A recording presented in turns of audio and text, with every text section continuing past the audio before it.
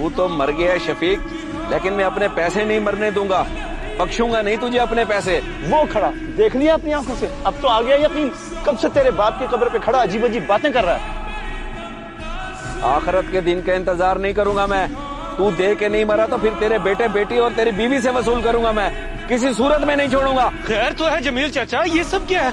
कोई समझदार बंदा तो ऐसी हरकत नहीं करता जैसे आप कर रहे हैं। अब्बा जी ने तो हमें बता दिया था कि उन्होंने किसी के पैसे नहीं देने, तो फिर आप किन पैसों के लिए तमाशा कर रहे हैं कब्रिस्तान में? तमाशा तो तब बनेगा जब मैं तेरे बाप की कब्र पे मीडिया वालों को ले आऊंगा, वीडियो बनवा के नेट पे डालूंगा, बदनाम कर दूंगा तुम लोगों को, तब तुझे पता चलेगा तमाशा होता क्या है। जमील भाई ऐसा करने का सोचें भी ना, इज्जतदार लोग हैं ये, हामिद आ तो गया है, जो भी मसला है बातचीत से हल करते हैं, जज्बाती होने की क्या जरूरत है। चलो ठीक है, जज्बाती नहीं होता, आराम से बात कर लेता हूँ। देख भाई हामिद, तेरे अब्बा के साथ मेरा अक्सर लेन देन चलता रहता था। कुछ अर्सा पहले इसने 7 लाख रुपए उधार लिए थे मुझसे, जो वापस नहीं किए।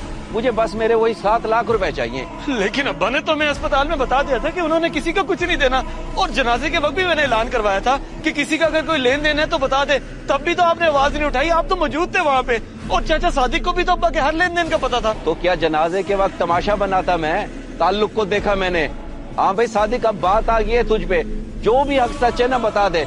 शफीक ने पैसे वापस किए थे मुझे। देखो भी बात है सीधी सी, कब्रिस्तान में ठहरा हूँ, मर के सब नहीं आना है, किसी ने किसी की कब्र में नहीं जाना। झूठ बोलने का तो सवाल ही पैदा नहीं होता। शफीक भाई ने जमील भाई से 7 लाख रुपए मेरे सामने लिए थे और वापस नहीं किए, यही सच है। अल्हम्दुलिल्लाह, शुक्र है सच सामने आ गया।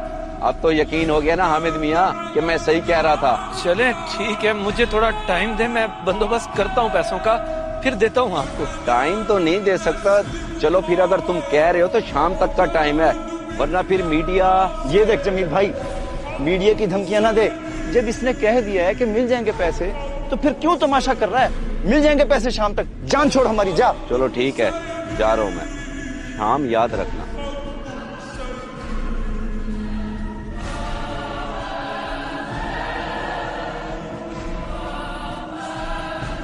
सादिक चाचा, शाम तक कहाँ से लाऊंगा मैं पैसे?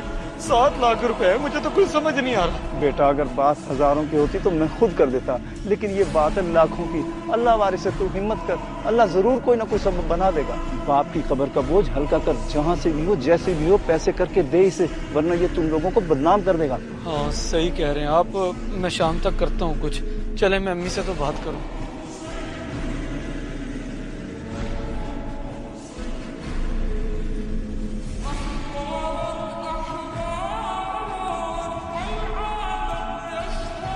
हाँ भाई सादिक, क्या कहता है हामिद, शाम तक पैसे दे पाएगा कि नहीं? जो कहानी हमने उसको फिट की है ना, उससे तो लगता है कि शाम तक वो पैसे दे ही देगा, वरना 1-2 दिन में तो पक्का मिल ही जाएंगे, क्योंकि तुम्हारे जाने के बाद मैंने उसका मजीद जहन बना दिया है। चलो ये तो अच्छी बात है, दे देगा तो बारे नहीं आ रहे, नहीं तो फिर शफीक थोड़ी कब्र से उठ के आएगा बताने के पैसे मैंने दे दिए। वैसे बड़ा दिमाग लड़ाया है तूने। हाँ तो और क्या दिमाग लड़ाना पड़ता है। शफीक के जीते जी तो छोटे मोटे बहुत से फायदे उठाए हैं, और मरने के बाद भी तो कोई आखिरी अच्छा मोटा फायदा उठाए। चल ठीक है, पैसे दे जाए तो बुला लेना, आखिर मैंने भी तो अपना हिस्सा लेना है। ओ ठीक है भाई, ठीक है, बुला लूंगा तुझे, फिक्र न कर तू। फिक्र में तो अब हामिद है, हमें क्या फिक्र, हमें तो मुफ्त में पैसे मिलेंगे। इसे कहते हैं दिमाग का सही इस्तेमाल। ये कैसे हो सकता है बेटा?